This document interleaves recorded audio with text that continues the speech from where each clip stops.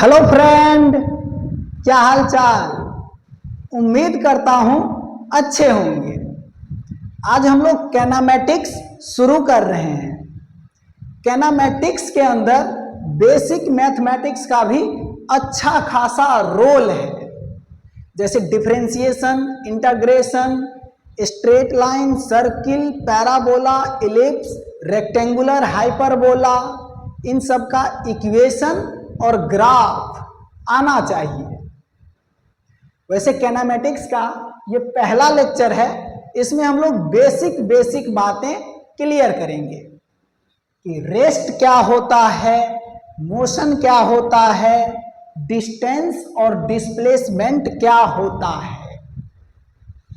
तो पेन और कॉपी लेके तैयार हो जाइए। शुरू करते हैं रेस्ट एंड मोशन से। Rest and motion.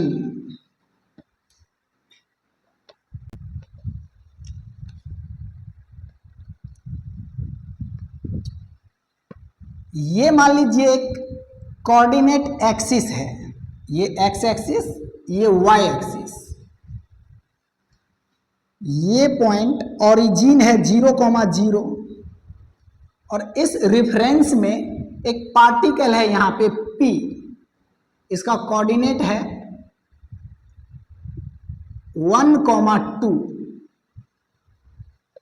ठीक, जेड एक्सिस भी ले सकते हैं normally outward from the board, 3D में भी ले सकते हैं, पर अभी इसको 2D रहने दीजिए समझने के लिए। इस पार्टिकल का कोऑर्डिनेट है 1,2, तो t बराबर 0 पे इस पार्टिकल का कोऑर्डिनेट 1,2, t बराबर 1 सेकेंड पे भी इस पार्टिकल का कोऑर्डिनेट 1,2, t बराबर 2 सेकेंड पे भी इस पार्टिकल का कोऑर्डिनेट 1,2, t बराबर 3 सेकेंड पे भी इस पार्टिकल का कोऑर्डिनेट 1,2 है। कहने का मतलब यह है कि टाइम बदलने के साथ साथ इस पार्टिकल का कोऑर्डिनेट नहीं बदल रहा है, न एक्स कोऑर्डिनेट चेंज हो रहा है, न वाई कोऑर्डिनेट चेंज हो रहा है। तो टाइम के साथ अगर पार्टिकल का कोऑर्डिनेट चेंज नहीं होगा तो उस पार्टिकल को रेस्ट में बोला जाता है। तो यहां पे हम लिखेंगे कि if coordinate of a particle do not change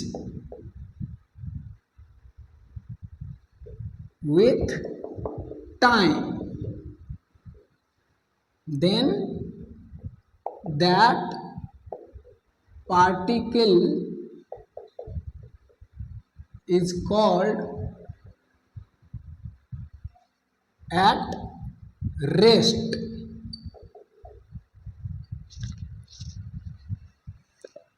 अगर किसी पार्टिकल का कोऑर्डिनेट टाइम के साथ चेंज नहीं हो रहा है तो उस पार्टिकल को रेस्ट में बोलेंगे।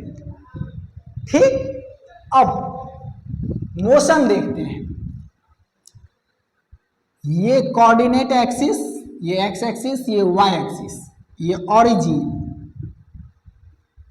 और इसमें एक पार्टिकल है P, इसका कोऑर्डिनेट 1,2, तो t बराबर 0 पे इसका कोऑर्डिनेट है 1,2, t बराबर 1 सेकेंड पे इस पार्टिकल का कोऑर्डिनेट हो गया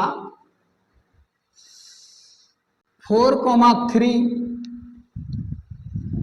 t बराबर 2 सेकेंड पे इस पार्टिकल का कोऑर्डिनेट हो गया 6,1। तो यहां पे देखिए इस P पार्टिकल का कोऑर्डिनेट टाइम के साथ चेंज हो रहा है। टाइम चेंज होने पे पार्टिकल का कोऑर्डिनेट चेंज हो रहा है। तो अगर किसी पार्टिकल का कोऑर्डिनेट टाइम के साथ चेंज होता है तो उस पार्टिकल को हम मोशन में बोलेंगे।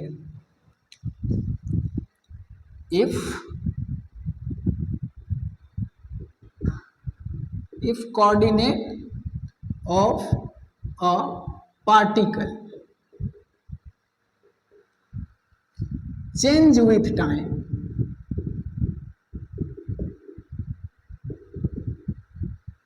then that particle is called in motion.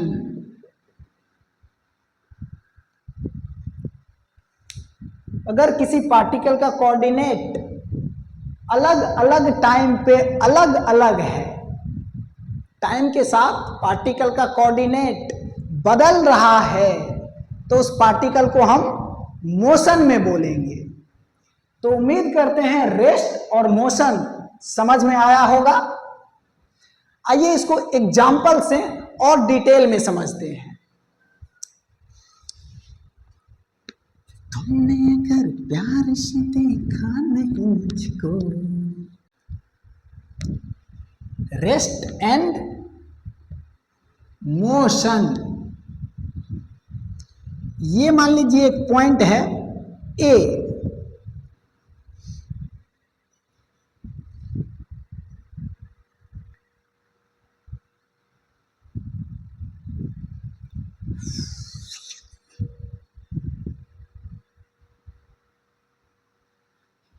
और यहां पे एक पॉइंट है बी, और यहां पे एक पॉइंट है सी। ये ए पॉइंट रेस्ट पे है और ये बी पॉइंट इस डायरेक्शन में भी वेलोसिटी से मूव कर रहा है, और ये सी पॉइंट भी सेम डायरेक्शन में भी वेलोसिटी से मूव कर रहा है। तो ए पॉइंट के लिए ये बी और सी पॉइंट रेस्ट पे है या मोशन में, या फिर इस बी पॉइंट के लिए ये सी पॉइंट और ए पॉइंट रेस्ट पे है या मोशन में। तो ये देख लेते हैं। तो ए पॉइंट से अगर देखें तो ए पॉइंट को ओरिजिन बनाइए, ये वाई एक्सिस और ये एक्स एक्सिस। तो ए पॉइंट से, इस ओरिजिन से बी पॉइंट का एक्स कोऑर्डिनेट ये है, लेकिन बी पॉइंट इस डायरेक्शन में भी वेलोसिटी से चल रहा है। तो ए पॉइंट के ओरिजिन से बी पॉइंट का एक्स कोऑर्डिनेट बढ़ रहा है, एक्स कोऑर्डिनेट बढ़ रहा है। बी पॉइंट अभी यहां पे है तो ये है एक्स कोऑर्डिनेट, बी पॉइंट यहां पे आ जाएगा तो ए पॉइंट का ओरिजिन से ये हो जाएगा एक्स कोऑर्डिनेट। तो इस बी पॉइंट का एक्स कोऑर्डिनेट ए पॉइंट के ओरिजिन से चेंज हो रहा है, बढ़ रहा है। इसका मतलब बी पॉइंट ए पॉइंट के लिए मोशन में है। इसी तरह से इस सी पॉइंट का भी ए पॉइंट के ओरिजिन से एक्स कोऑर्डिनेट अभी ये है, और कुछ देर के बाद जब ये सी पॉइंट आगे भाग के यहां पे आ जाएगा तो इस सी पॉइंट का एक्स कोऑर्डिनेट ए पॉइंट के ओरिजिन से ये हो जाएगा। तो इस सी पॉइंट का भी एक्स कोऑर्डिनेट ए पॉइंट के ओरिजिन से देखने पे बढ़ रहा है। इसका मतलब सी पॉइंट भी ए पॉइंट के लिए मोशन में है।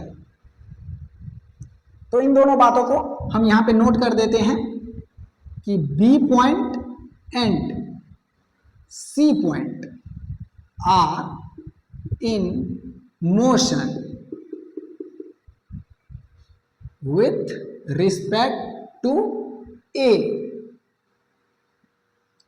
A पॉइंट के लिए ये B और C मोशन में है। अब देख लेते हैं B पॉइंट के लिए। B पॉइंट के लिए A और C कौन रेस्ट पे है और कौन मोशन में है।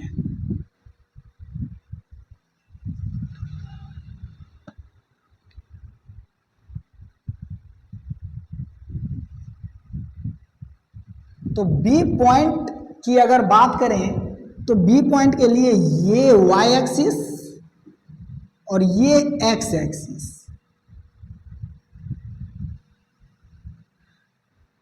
और B पॉइंट इस डायरेक्शन में v वेलोसिटी से मूव कर रहा है। तो बी पॉइंट से देखने पे, इसके ओरिजिन से देखेंगे तो ए पॉइंट का एक्स कोऑर्डिनेट अभी ये है, और कुछ देर के बाद जब बी पॉइंट यहां से उठ के यहां पे आ जाएगा,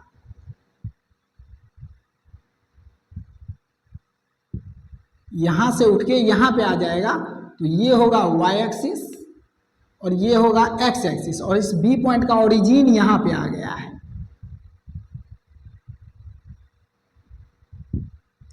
बी पॉइंट का ओरिजिन यहां पे आ गया है। तो अब इस ए पॉइंट का बी पॉइंट के ओरिजिन से नया एक्स कोऑर्डिनेट ये होगा। तो यहां पे आप ध्यान से देखिए, बी पॉइंट के ओरिजिन से ए पॉइंट का एक्स कोऑर्डिनेट चेंज हो रहा है टाइम के साथ। इसका मतलब ए पॉइंट बी पॉइंट के लिए मोशन में है। तो इस पॉइंट को भी हम यहां पे नोट कर देते हैं कि point A is in motion with respect to B.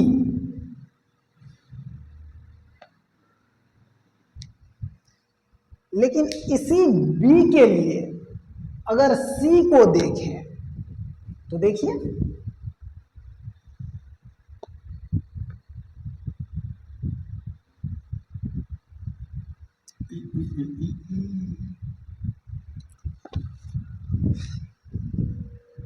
B का ओरिजिन यहां पे और सी पॉइंट यहां पे, तो सी का एक्स कोऑर्डिनेट बी के ओरिजिन से अभी इतना है, एक्स है। ठीक ठीक। और कुछ टाइम के बाद इस बी पॉइंट का वेलोसिटी है v, तो ये बी पॉइंट vt डिस्टेंस आगे बढ़ेगा। ये बी पॉइंट vt डिस्टेंस आगे बढ़ेगा, तो यहां पे मान लीजिए आ गया, ये है vt। तो t टाइम के बाद बी पॉइंट का ओरिजिन यहां पे आ गया, तो ये y एक्सिस और ये x एक्सिस, और बी पॉइंट का ये है ओरिजिन। अब लेकिन इतने टाइम में ये सी पॉइंट भी vt डिस्टेंस आगे चला जाएगा, क्योंकि सी पॉइंट का वेलोसिटी भी v है सेम डायरेक्शन में। तो ये सी पॉइंट भी यहां पे आ गया, vt डिस्टेंस दूर यहां पे,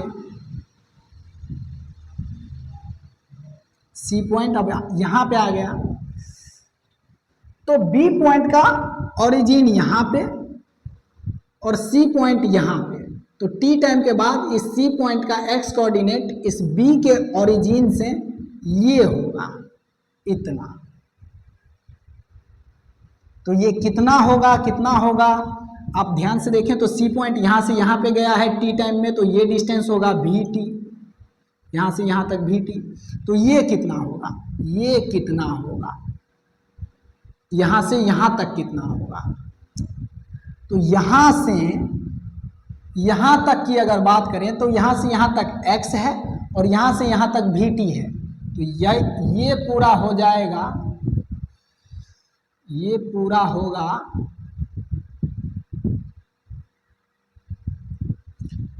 x प्लस vt,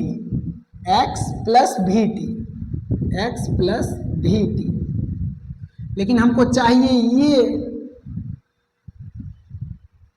तो इस x प्लस vt में से अगर हम इसको कट कर दें, इसको, तो ये भी vt है, क्योंकि t टाइम में b पार्टिकल, b पॉइंट जितना आगे जाएगा उतना ही आगे c पॉइंट भी जाएगा, तो ये डिस्टेंस भी vt है, तो ये vt है। तो अगर हम इस पूरे में से x प्लस vt में से इस vt को कट कर दें तो हमारे पास ये बचेगा x plus vt minus vt। तो x प्लस vt में से vt को कट करेंगे तो ये x बचेगा, तो ये हमको x मिला। तो यहां पे देखिए t बराबर 0 पे b पार्टिकल के ओरिजिन से c पार्टिकल का x कोऑर्डिनेट x था और कुछ टाइम के बाद बी पॉइंट के ओरिजिन से सी पॉइंट का एक्स कोऑर्डिनेट एक्स ही आया। इसका मतलब सी पॉइंट का एक्स कोऑर्डिनेट बी पॉइंट के ओरिजिन से टाइम के साथ नहीं बदल रहा है। t बराबर 0 पे भी x और t बराबर t टाइम पे भी x। इसका मतलब C पॉइंट B पॉइंट के लिए रेस्ट पे है। तो इस पॉइंट को भी हम यहां पे नोट कर देते हैं कि C is at rest with respect to B।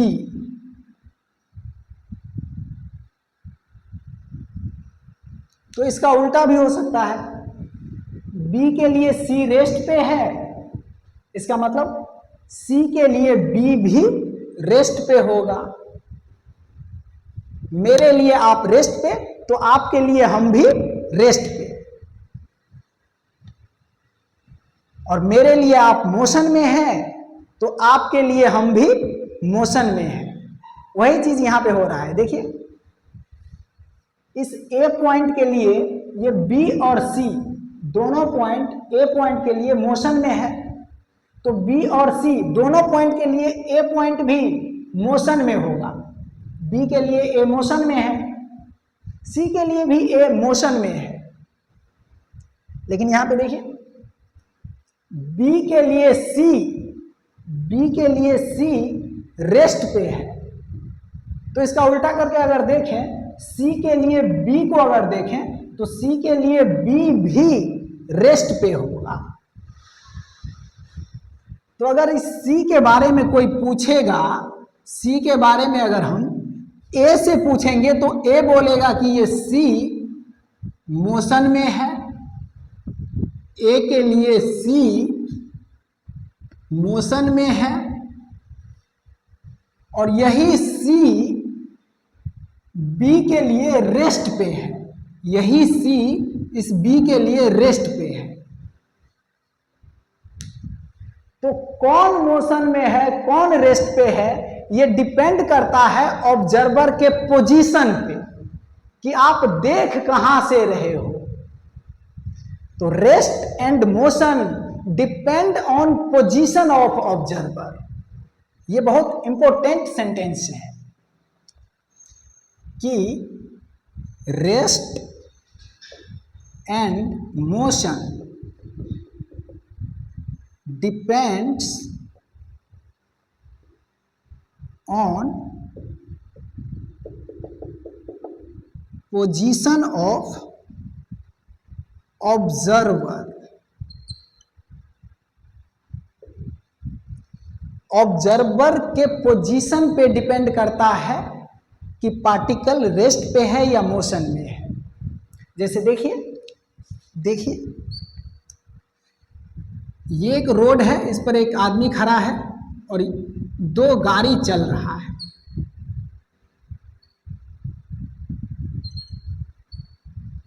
इस गाड़ी का स्पीड 10 मीटर पर सेकेंड, इस गाड़ी का वेलोसिटी भी 10 मीटर पर सेकेंड, और यह आदमी रेस्ट पे है।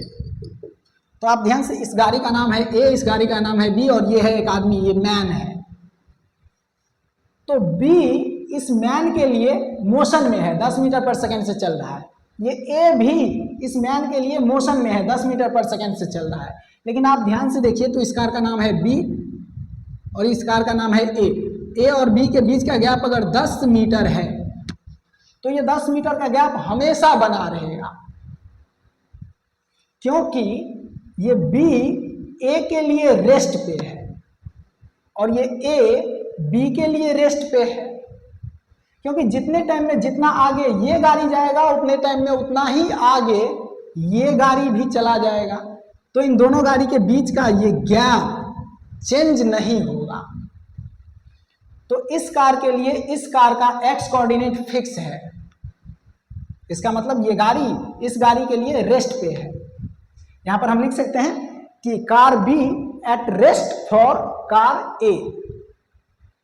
ठीक, तो रेस्ट एंड मोशन ऑब्जर्वर के पोजीशन पे डिपेंड करता है कि देख कौन रहा है। तो कौन रेस्ट में है, कौन मोशन में है, ये देखने वाले पे डिपेंड करता है। तो रेस्ट एंड मोशन उम्मीद करता हूं समझ में आया होगा। आइए अब डिस्टेंस और डिस्प्लेसमेंट देखते हैं। Distance and displacement. Distance and displacement. Distance को S से डिनोट करेंगे और डिस्प्लेसमेंट को D से। डिस्प्लेसमेंट को कैपिटल D से डिनोट करेंगे।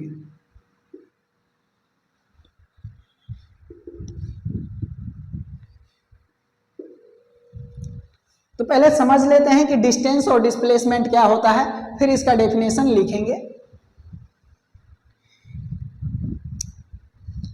ये है एक पॉइंट P और यहां से कोई पार्टिकल चला और पहुंच गया इस पॉइंट Q पे। ये इनिशियल पॉइंट और ये फाइनल पॉइंट। तो ये पार्टिकल जिस रास्ते से P पॉइंट से Q पॉइंट पे पहुंचा है, इस रास्ते की पूरी लंबाई को डिस्टेंस बोलते हैं। इस पाथ के पूरी लेंथ को डिस्टेंस बोलेंगे। और इनिशियल पॉइंट और फाइनल पॉइंट के बीच का जो ये स्ट्रेट लेंथ है, स्ट्रेट लेंथ, इसको डिस्प्लेसमेंट बोलेंगे। इसको यह भी बोला जाता है इनिशियल और फाइनल पॉइंट के बीच शॉर्टेस्ट लेंथ जो होगा, ये डिस्प्लेसमेंट होगा। ठीक, तो ये डिस्टेंस और ये डिस्प्लेसमेंट।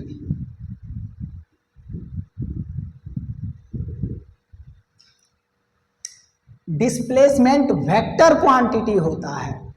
तो डिस्प्लेसमेंट का डायरेक्शन होता है initial to final, initial point to final point. तो ये होगा डिस्प्लेसमेंट का डायरेक्शन। तो डिस्टेंस और डिस्प्लेसमेंट समझ में आया। अब इसका डेफिनेशन लिखते हैं। Distance total path length of motion, total path length of motion. और displacement shortest length between initial and final point, या फिर स्ट्रेट लेंथ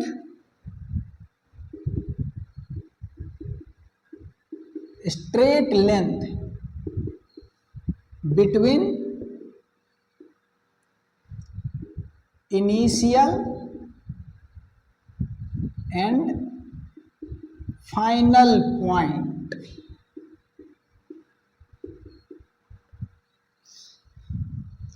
डिस्प्लेसमेंट के लिए हम ये नहीं देखेंगे कि पार्टिकल किस रास्ते से गया है।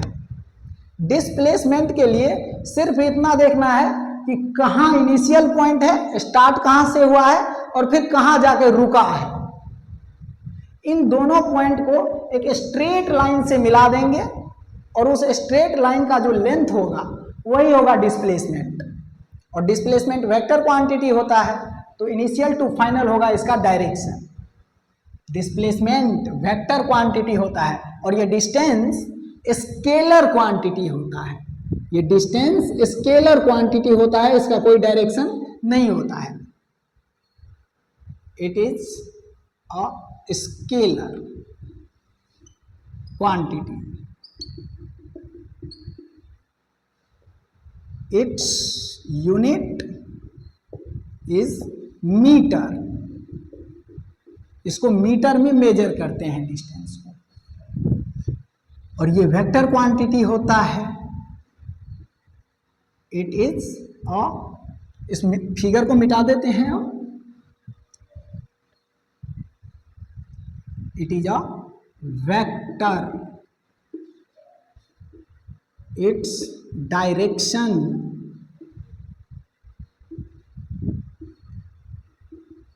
Initial point to final point.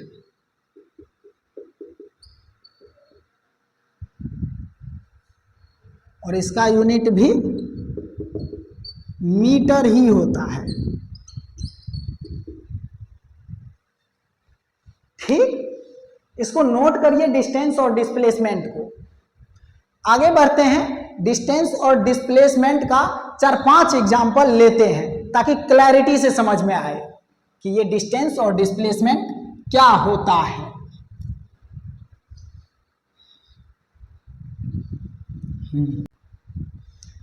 तो देखिए इसमें छोटा छोटा कॉन्सेप्ट क्लियर कर लेते हैं। यहां से कोई पार्टिकल चला, ये है इनिशियल पॉइंट, और ऐसे चला 10 मीटर आगे गया और फिर यहां से घूम के 2 मीटर पीछे आ गया। 10 मीटर आगे गया और यहां से घूम के 2 मीटर पीछे आ गया, तो ये है फाइनल पॉइंट। तो यहां पे डिस्टेंस और डिस्प्लेसमेंट बताना है। बताइए, तो डिस्टेंस बोलते हैं मोशन के पूरे पाथ की लेंथ को। तो मोशन ये है, तो इसके पूरे पाथ का लेंथ होगा यहां से यहां तक 10 और 10 + 2, 10 + 2 12। तो डिस्टेंस आएगा 12 मीटर। और डिस्प्लेसमेंट बोलते हैं इनिशियल और फाइनल पॉइंट के बीच के स्ट्रेट लेंथ को, शॉर्टेस्ट लेंथ को। तो इनिशियल पॉइंट ये और फाइनल पॉइंट ये, इन दोनों पॉइंट के बीच का जो स्ट्रेट लेंथ होगा वो ये होगा, ये, इसको बोलेंगे डिस्प्लेसमेंट। तो ये कितना होगा, यहां से यहां तक 10 है और यहां से यहां तक 2 है, तो 10 में से 2 को कट करेंगे तो डिस्प्लेसमेंट मिलेगा। तो डिस्प्लेसमेंट मिलेगा 10 - 2, 8 मीटर। और इस डिस्प्लेसमेंट का डायरेक्शन इनिशियल टू फाइनल, इस डायरेक्शन में होगा डिस्प्लेसमेंट। ठीक, ओके, आगे बढ़ते हैं। अब सर्किल पे पार्टिकल को घुमा के डिस्टेंस और डिस्प्लेसमेंट निकालते हैं।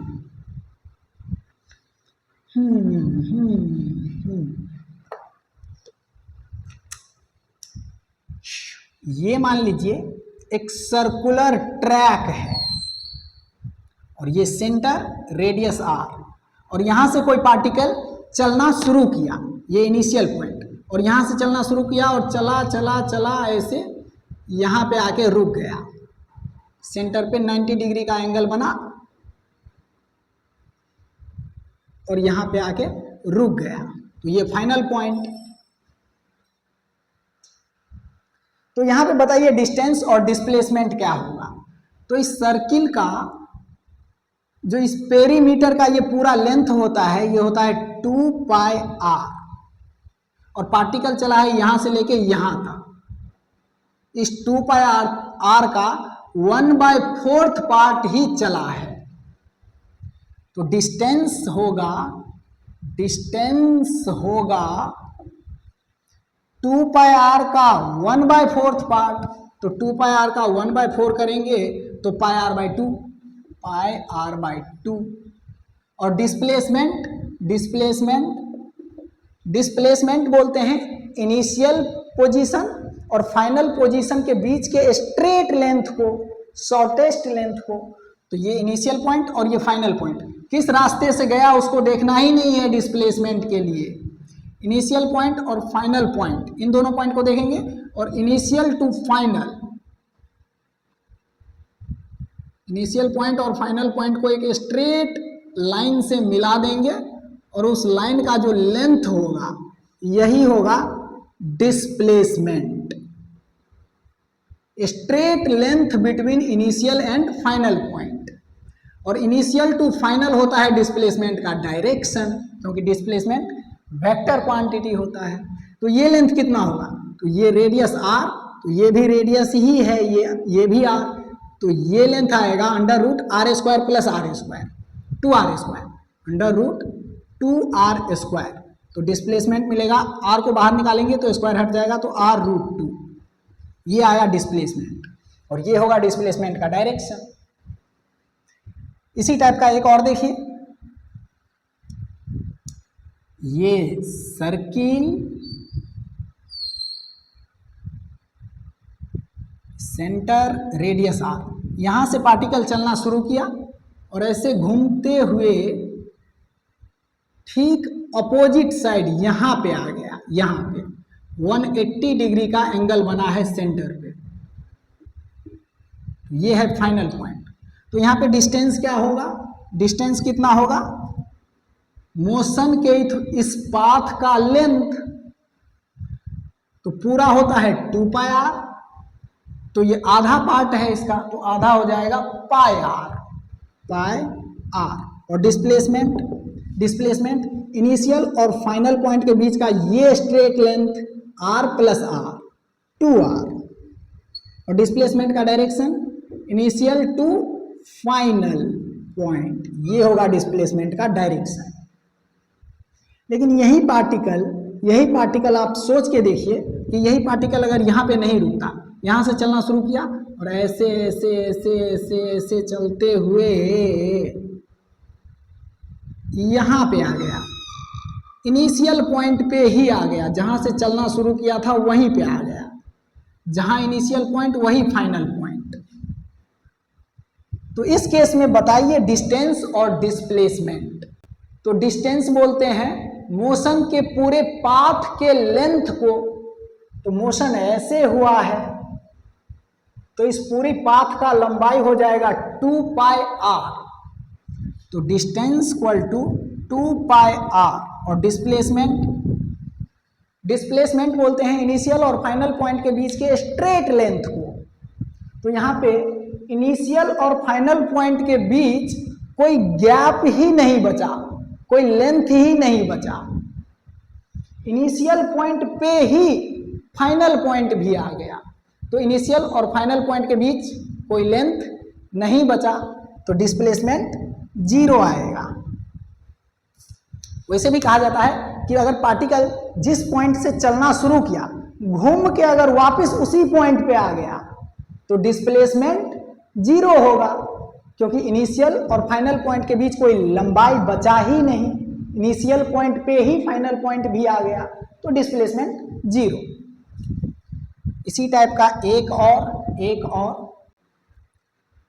ये एक सर्किल है, इसका सेंटर यहाँ पे रेडियस r, इस पॉइंट से कोई पार्टिकल चलना शुरू किया, ये इनिशियल पॉइंट, और ऐसे चला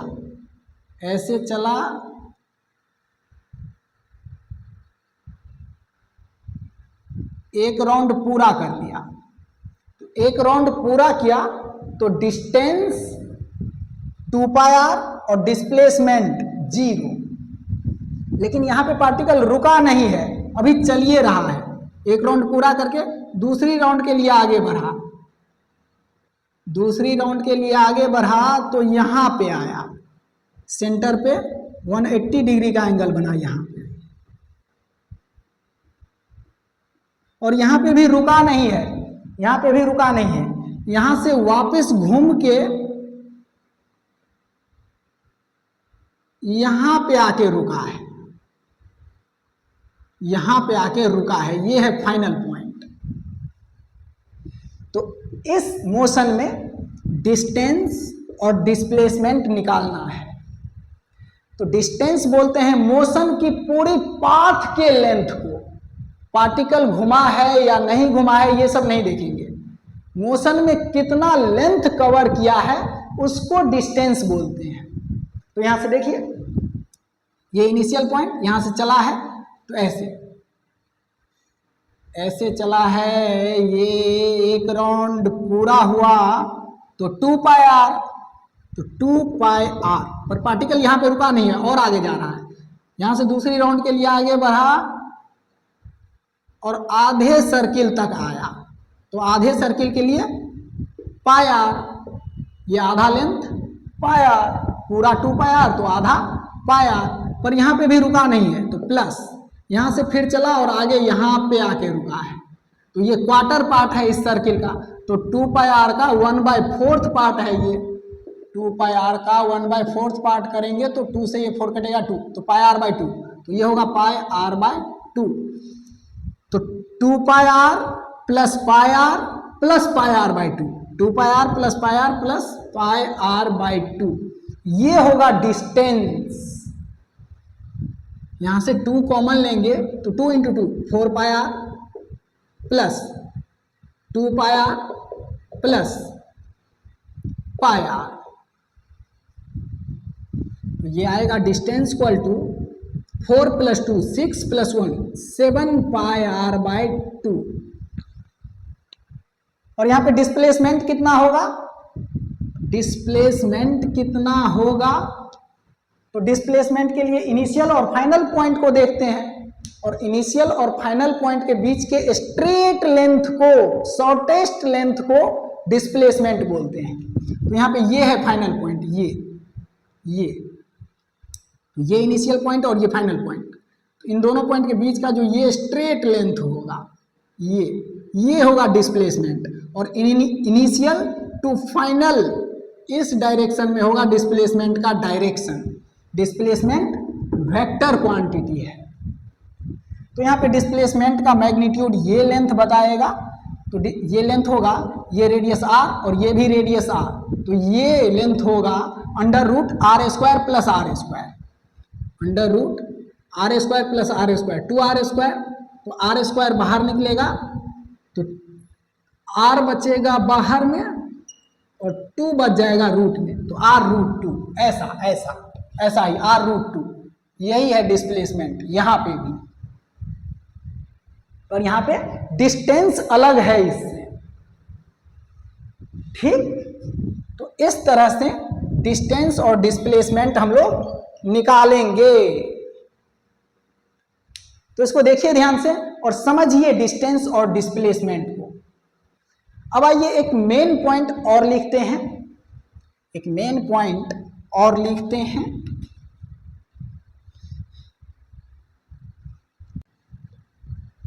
देखिए अभी हम लोग देखे हैं कि किसी एक पॉइंट से कोई पार्टिकल स्ट्रेट लाइन में चलना शुरू किया और 10 मीटर आगे गया और यहां से वापस घूम के 2 मीटर पीछे आया है, 2 मीटर पीछे आया है। तो ये इनिशियल पॉइंट और ये फाइनल पॉइंट। तो यहां पे डिस्टेंस और डिस्प्लेसमेंट क्या होगा, तो डिस्टेंस बोलते हैं मोशन के पूरे पाथ की लेंथ को, तो 10 + 2 10 + 2 12 मीटर, ये होगा डिस्टेंस। और डिस्प्लेसमेंट बोलते हैं इनिशियल और फाइनल पॉइंट के बीच के शॉर्टेस्ट लेंथ को, स्ट्रेट लेंथ को, तो ये है इनिशियल पॉइंट और ये है फाइनल पॉइंट। इन दोनों पॉइंट के बीच का ये होगा स्ट्रेट लेंथ, ये होगा डिस्प्लेसमेंट। तो डिस्प्लेसमेंट के लिए हम इस 10 में से इस 2 को कट कर देंगे तो ये डिस्प्लेसमेंट मिलेगा, 10 - 2 8 मीटर, ठीक ओके। अब एक मोशन और देखिए, ये एक पार्टिकल है, ये स्ट्रेट लाइन पे यूनिडायरेक्शनल मोशन कर रहा है, ये घूम के वापस नहीं आता है, आगे 10 मीटर तक गया और घूम के वापस नहीं आया, तो ये इनिशियल पॉइंट और ये फाइनल पॉइंट। तो इस पूरी मोशन का जो पाथ का लेंथ है इसको डिस्टेंस बोलते हैं। तो यहाँ पे डिस्टेंस 10 मीटर है और डिस्प्लेसमेंट, तो ये इनिशियल पॉइंट और ये फाइनल पॉइंट, इनिशियल और फाइनल पॉइंट के बीच के इस स्ट्रेट लेंथ को डिस्प्लेसमेंट बोलते हैं। तो यहाँ पे डिस्प्लेसमेंट भी 10 मीटर है। तो अगर मोशन यूनिडायरेक्शनल हो रहा है, स्ट्रेट लाइन पे हो रहा है, तो डिस्टेंस और डिस्प्लेसमेंट इक्वल होगा। लेकिन यही इसी मोशन में अगर पार्टिकल घूम गया, कहीं इधर उधर घूम गया, तो ऐसे केस में डिस्टेंस ज्यादा होगा और डिस्प्लेसमेंट कम होगा। तो यहां से एक कॉन्सेप्ट निकाल सकते हैं कि डिस्टेंस या तो ज्यादा होगा डिस्प्लेसमेंट से या फिर डिस्टेंस इक्वल होगा डिस्प्लेसमेंट से, पर डिस्टेंस कभी कम नहीं हो सकता है डिस्प्लेसमेंट से। डिस्टेंस या तो ज्यादा होगा या इक्वल हो सकता है डिस्प्लेसमेंट से। ये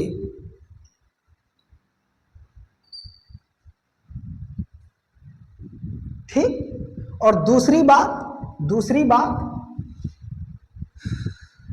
कि डिस्प्लेसमेंट वेक्टर क्वांटिटी है, तो इस डायरेक्शन को अगर पॉजिटिव माने और इस डायरेक्शन को नेगेटिव माने, तो यहां पे देखिए इस पॉइंट से कोई पार्टिकल चलना शुरू किया, आगे गया है 5 मीटर और यहां से घूम के आ गया है इधर 10 मीटर, ये 5 मीटर और यहां से यहां तक 10 मीटर। तो यहां पे डिस्टेंस कितना होगा, तो डिस्टेंस पाथ की पूरी लेंथ, तो 5 + 10, 5 + 10 15 मीटर होगा डिस्टेंस। और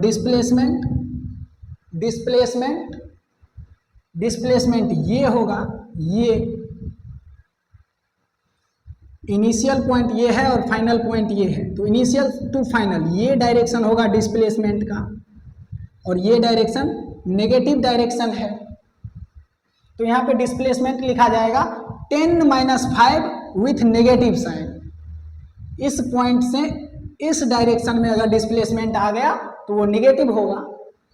डिस्प्लेसमेंट वेक्टर क्वांटिटी है तो ये पॉजिटिव नेगेटिव हो सकता है, लेकिन डिस्टेंस स्केलर क्वांटिटी है, वो हमेशा पॉजिटिव होगा। तो यहां पे डिस्प्लेसमेंट लिखा जाएगा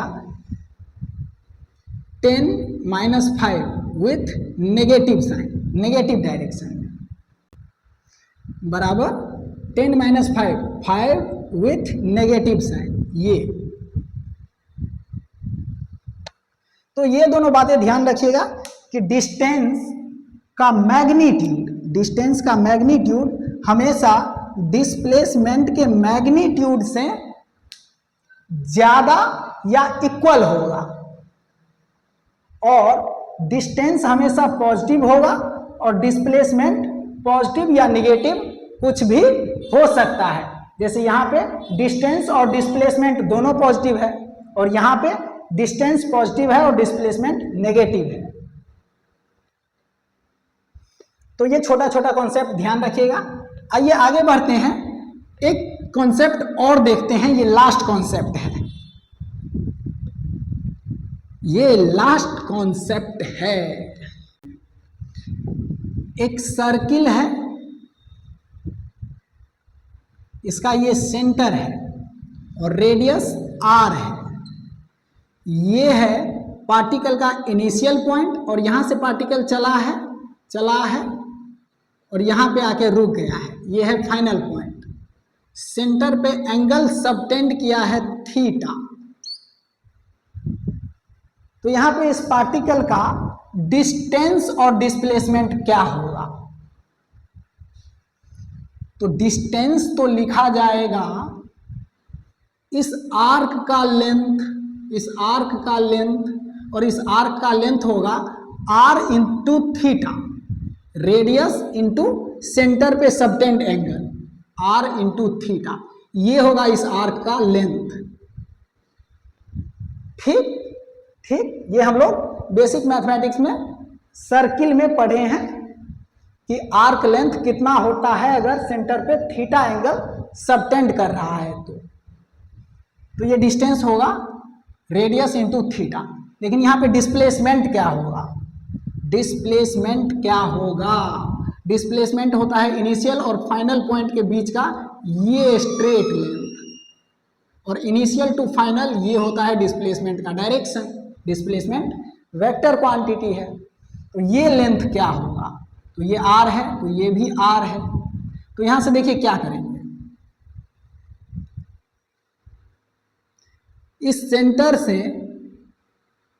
इस लेंथ पे एक परपेंडिकुलर लेंथ डालेंगे और ये लाइन इस एंगल को दो इक्वल पार्ट में डिवाइड कर देगा। ये पूरा थीटा था तो ये थीटा बाई 2 और ये भी थीटा बाई 2, और अपना टारगेट है ये निकालना, ये लेंथ निकालना। तो ये परपेंडिकुलर लेंथ इस लेंथ को भी दो इक्वल पार्ट में डिवाइड कर रहा है, एक पार्ट ये और एक पार्ट ये। यहां से यहां तक एक पार्ट और फिर यहां से यहां तक ये दूसरा पार्ट। तो हम एक काम करते हैं, इस ट्रायंगल का यूज करते हैं और ये लेंथ निकाल लेते हैं और इसी को डबल कर देंगे तो ये पूरा डिस्प्लेसमेंट मिल जाएगा। तो ये लेंथ कितना होगा, उसके लिए ये एंगल है थीटा बाई 2, ये लेंथ है r। तो इस एंगल के लिए ये सामने वाला परपेंडिकुलर, ये बेस, ये एंगल 90 डिग्री पे है तो ये परपेंडिकुलर, ये बेस और ये हाइपोटेनियस। तो यहां से अगर साइन थीटा लगाएं तो साइन थीटा बराबर परपेंडिकुलर बाय हाइपोटेनियस। इस परपेंडिकुलर को कुछ देर के लिए हम P मानते हैं। तो sine theta by 2, sine theta by 2 equal to perpendicular by hypotenuse r है, ये r। तो यहां से P इक्वल टू मिला r साइन थीटा बाई 2, ये लेंथ मिला r साइन थीटा बाई 2, और इसी लेंथ को डबल कर देंगे तो यहां से यहां तक का डिस्प्लेसमेंट मिल जाएगा। तो डिस्प्लेसमेंट इक्वल टू आएगा, इस P को डबल करेंगे तो 2r sign theta by 2, 2r sign theta by 2, ये होगा डिस्प्लेसमेंट। ये इंपॉर्टेंट है, इसको ध्यान रखिएगा।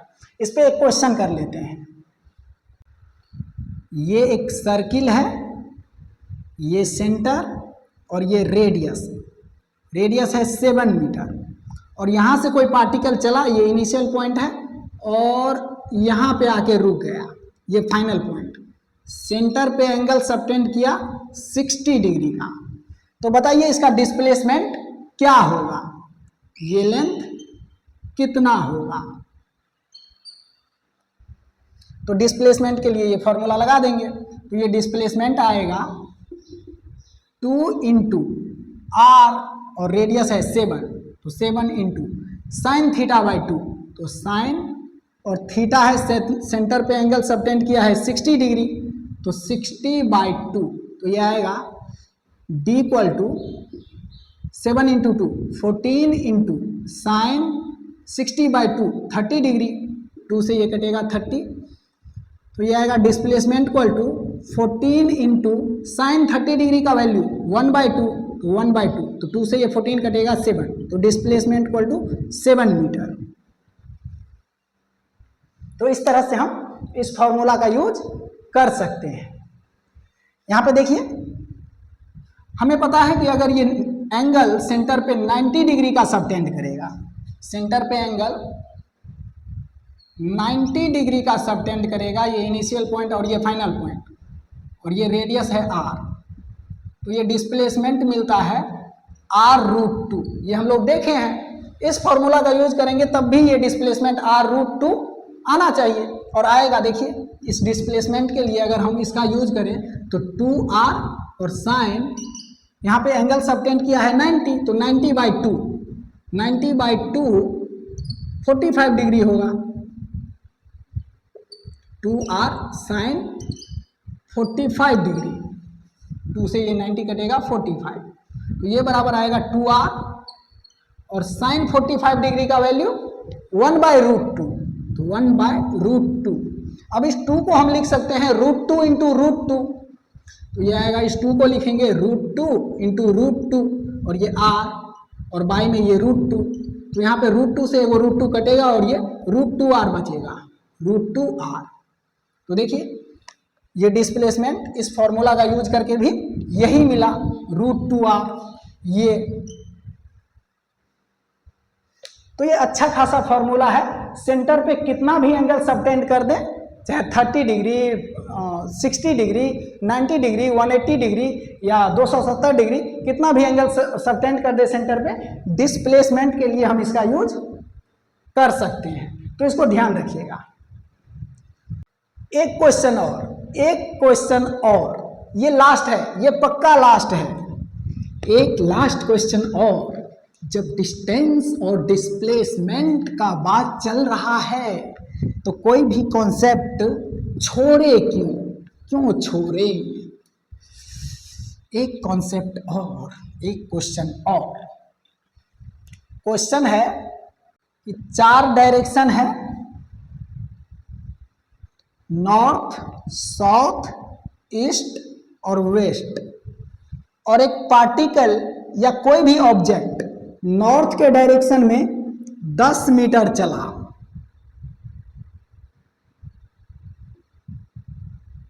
और फिर ईस्ट के डायरेक्शन में यहां से 5 मीटर चला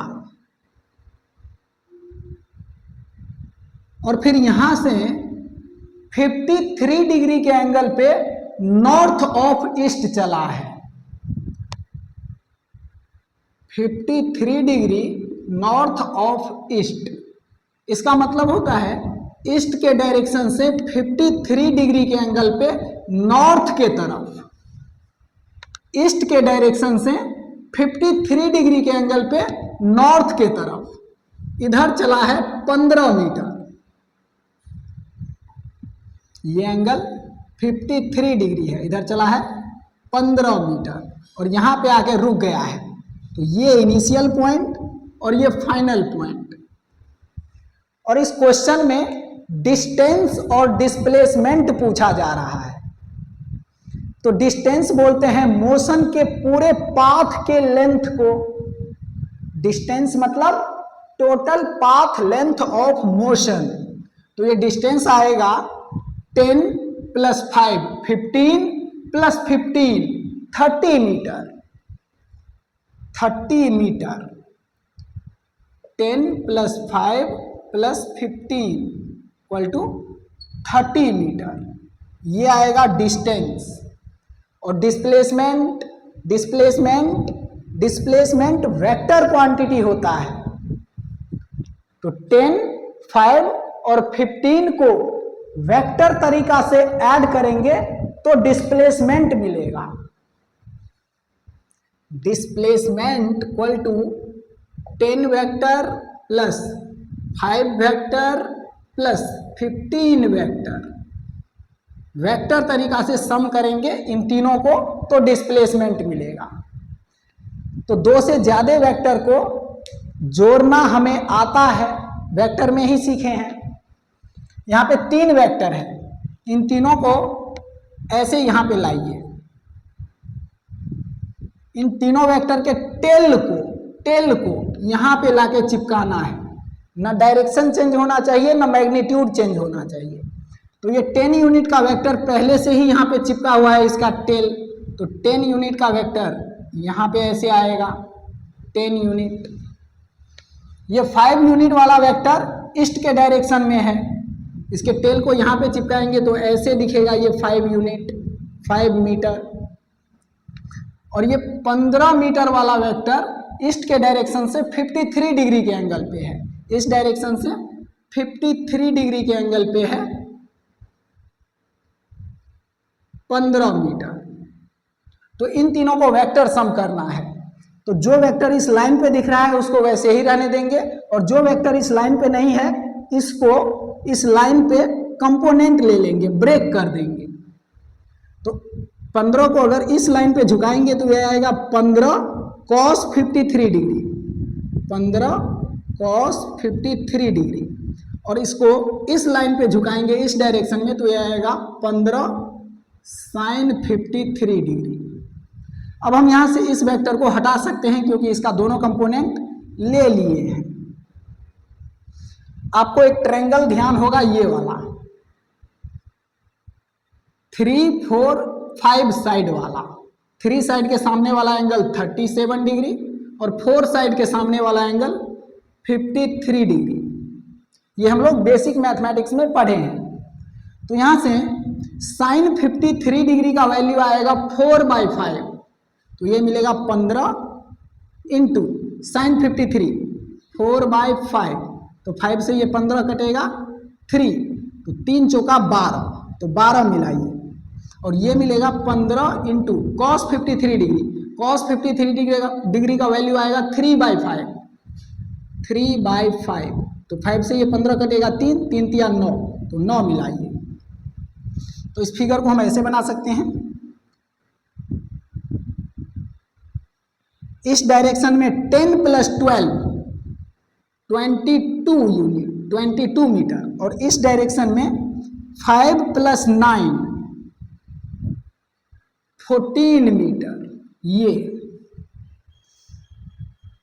और इन दोनों वेक्टर को जोड़ना आसान है, इन दोनों वेक्टर के बीच का एंगल 90 डिग्री है, तो ये आएगा √22 का स्क्वायर प्लस 14 का स्क्वायर, ये। तो ये मिला इनिशियल और फाइनल पॉइंट के बीच का डिस्प्लेसमेंट, ये मिला इन तीनों का वेक्टर सम, इनिशियल और फाइनल पॉइंट के बीच का डिस्प्लेसमेंट। यहां से हम डिस्प्लेसमेंट का डायरेक्शन भी निकाल सकते हैं। देखिए ईस्ट के डायरेक्शन से ये डिस्प्लेसमेंट कितना एंगल पे गया, ईस्ट के डायरेक्शन से ये डिस्प्लेसमेंट कितने एंगल पे गया, तो ये एंगल भी हम निकाल सकते हैं। इसको अल्फा बोलेंगे, तो 10 अल्फा इक्वल टू 22/14। 22 को अगर यहाँ पे चिपकाएंगे इस वेक्टर को, तो दिखने लगेगा 10 alpha equal to perpendicular by base. Parallel shift कर सकते हैं इसको, तो इसको यहाँ से उठा के यहाँ पे लाएंगे, तो परपेंडिकुलर बाय बेस 22/14, ये मिलेगा 11/7। तो यहाँ से alpha equal to 10 inverse 11/7। East direction के साथ इतना एंगल पे जाएगा डिस्प्लेसमेंट वेक्टर का, इसका डायरेक्शन। तो इस तरह से हम लोग डिस्टेंस और डिस्प्लेसमेंट फाइंड आउट कर लेंगे। तो इस लेक्चर में हम लोग rest and motion, distance and displacement ये पढ़े। अगले लेक्चर में एवरेज स्पीड और एवरेज वेलोसिटी पढ़ेंगे। तो आज के लिए इतना ही, मिलते हैं अगले वीडियो में, तब तक के लिए बाय, थैंक यू।